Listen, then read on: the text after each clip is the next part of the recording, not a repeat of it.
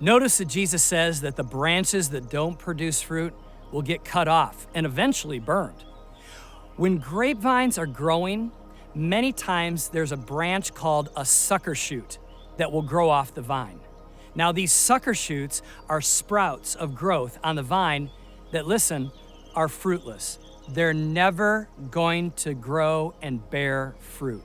But nonetheless, they suck the nutrients and energy away from the vine that the vine would otherwise use to produce fruit. Did you hear that? If the gardener fails to continually remove these sucker shoots, over time, his vines will produce far less fruit. Because the vine is exerting all kinds of energy and time growing something that will never produce fruit. In the end of the day, it does not matter. Just because it's green and it's growing does not mean it is healthy. So I have a question for all of us.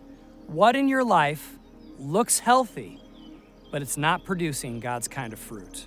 You see, what is taking up all kinds of time and energy, but in the end, it just won't matter. You know, you're giving all kinds of effort and time and even maybe money to these things or that person, and yet it doesn't produce the kind of fruit that pleases God, and it doesn't make your soul flourish. This is one of the reasons why I believe a lot of people feel like they're drained and their soul is empty. They're putting all kinds of energy into things that doesn't help their life to flourish. So, is it a person, a friendship, a relationship? Maybe it's an activity. Maybe it's something that you are putting great effort towards, or something that you're giving much attention to. You know, other people maybe look at it and think, wow, that's a healthy, growing branch. But in reality, it's stealing from you. It's stealing the relationship with God that you need to have a soul that flourishes. So the gardener God wants to remove anything that steals away your relationship with Jesus. Why?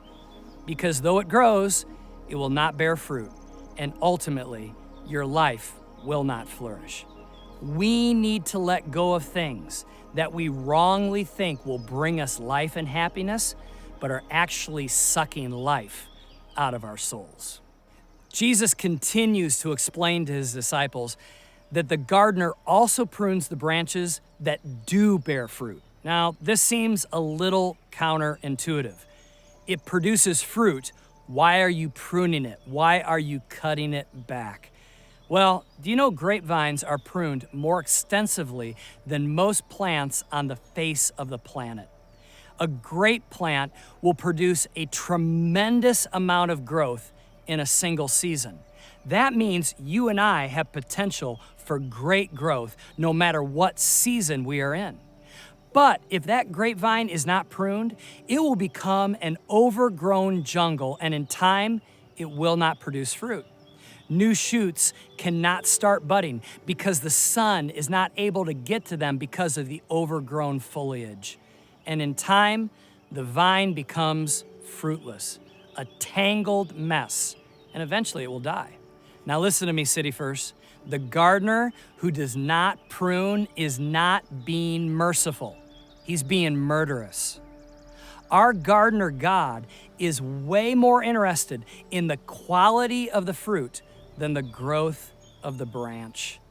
God will prune us over and over and over again to ensure that the fruit of our lives gets better and better and better.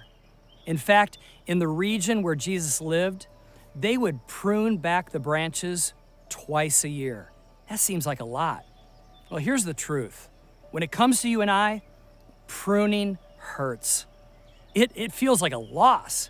And you know why? Because it is.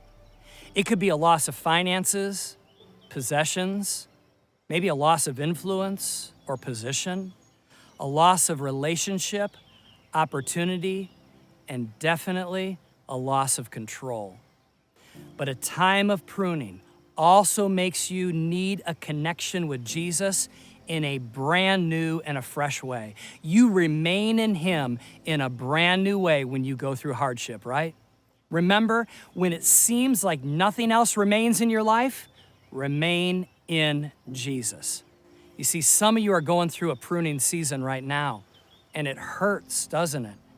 And there have been questions in your mind like, God, why would you allow these things to happen, especially if you love me? You're experiencing loss. Now, I cannot explain why these things are happening, but I can tell you that if you remain in Jesus, He will remain in you. And during the process of this pruning season, the fruit that is coming, the fruit in your future, is going to produce in you a life that is so rich, so quality, so full of excellence that others and yourself are going to profoundly be changed because of it. Do you understand that? The future fruit is going to be better than the previous fruit. And it's all because of this pruning season you're in. Hey everyone, thanks so much for tuning into our YouTube channel. Don't forget to like this video and subscribe so you can stay connected with everything going on here at City First Church. To watch the full sermon this video is taken from, click here. And to watch more inspirational clips like the one you just saw, click here. Thanks so much for watching and God bless.